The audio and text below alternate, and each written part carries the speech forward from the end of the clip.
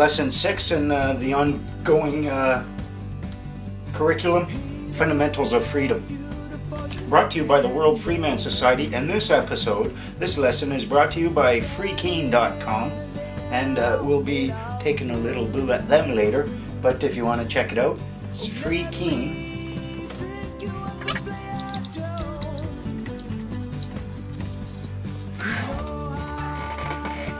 There's a whole mess of these in that. So freekeen.com is our sponsor. We'll be having a little chat with them later. We're going to be talking about your sin. Now, as things are supposed to work, we know that the government agents and the government bureaucrats are supposed to be public servants. So we'll put them right here. Now, they're supposed to be public servants, and that means we should be up here with the public as the master.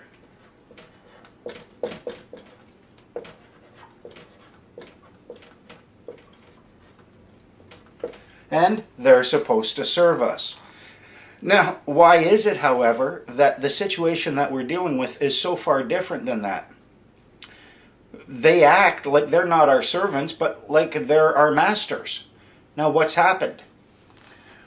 What if the public servants, in order to become a public servant, you had to be an employee of the federal government?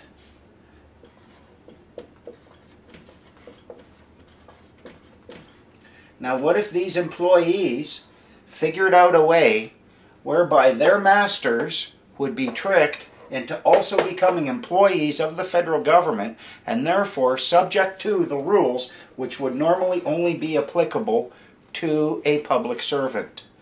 Now, how would they do that? With that right there. Now, your social insurance number, or in the States you would call it the Social Security number. What exactly is it? Let's examine that. Now, it is my contention that your social insurance number identifies you as an employee of the federal government. And this is what I see which establishes that. First of all, where do you have to go to get your social insurance number? You go to HRC. And what's that called? Human Resources Canada.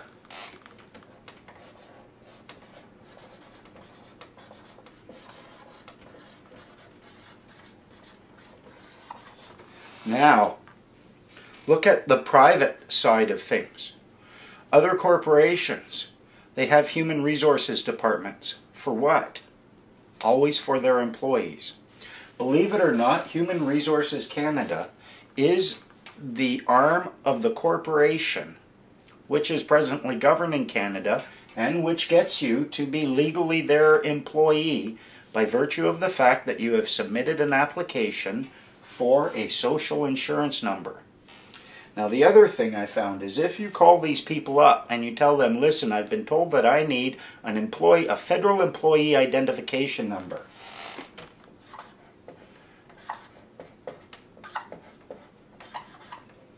You know what they'll tell you? That your federal employee identification number is your sin.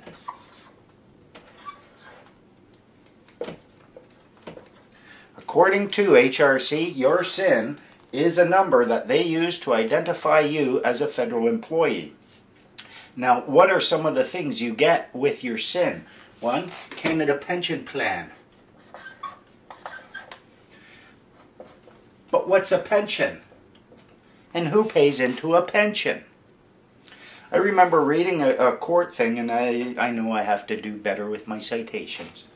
But the courts rule that payment into a pension plan is in fact evidence that you are an employee of the company whose plan you're paying into. Now, this identifies it as a pension, this identifies it as a plan, this identifies the company. Canada Pension Plan. You're paying into a corporation's pension, which they have for their employees and only their employees. Now, the social insurance number also means that you will end up having an account with CRA. your account number is equal to your SIN.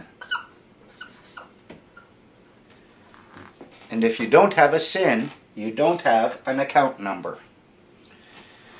Now, the reason you would have an account number is very simple. Remember, why did everyone get their SIN? Because they were told they needed it to work legally in Canada.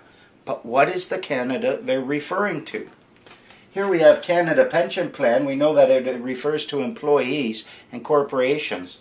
The Canada that you are working in legally, if you are operating under a SIN,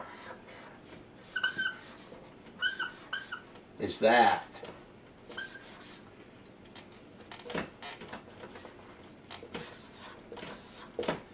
Canada, all capitalized. Now, what you're doing, you've seen organizations where it's a temporary workforce, right? You go there early in the morning and you end up waiting there for a bit. You might have your work boots and then they call you and you go work for this corporation. Now, when you go working for that corporation, you are in fact acting as an agent for that temp agency. And that is why they are you're not actually working for the company that you go to their job site. You're working for the guy whose office you were sitting in, and the guys at the job site called them and hired one of their temporary agents. The exact same thing happens when you apply for a job and you use your social insurance number. You are not operating under what would be called a contract for hire, but you are operating under a contract for service. You're acting as an agent for the federal government, and you are providing services as that agent. That's why you have to have an account, and they get to take some of your money, just like a temporary job agency would. They used to call the other thing you should look at, remember when it was called unemployment insurance? Hey, UI, collecting UI, but then they changed it. UI was changed to EI. It's employment insurance. Why? Because their little scheme means that you are always employed as a federal government employee. That's why they changed it from unemployment insurance to employment insurance. They're ensuring that you're always employed. Now, as we know, if you're an employee of a corporation, you're going to have rules that you have to follow, which if the corporation is hired to provide service, say, to be a public servant, you're going to have rules which the public will not have. You're the public servant, you're bound by a certain body of words, and other people would not be.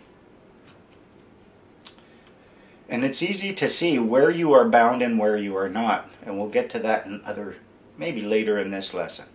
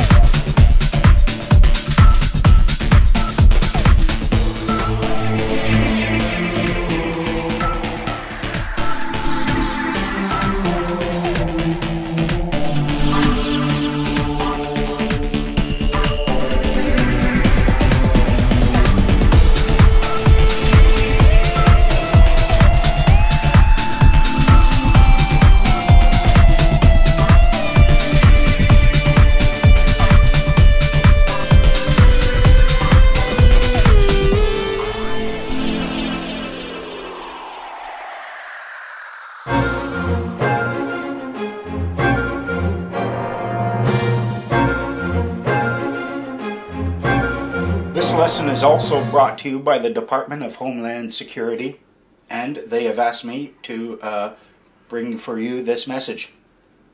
This is for immediate release. It has been confirmed that Al-Qaeda, even though living in the mountains,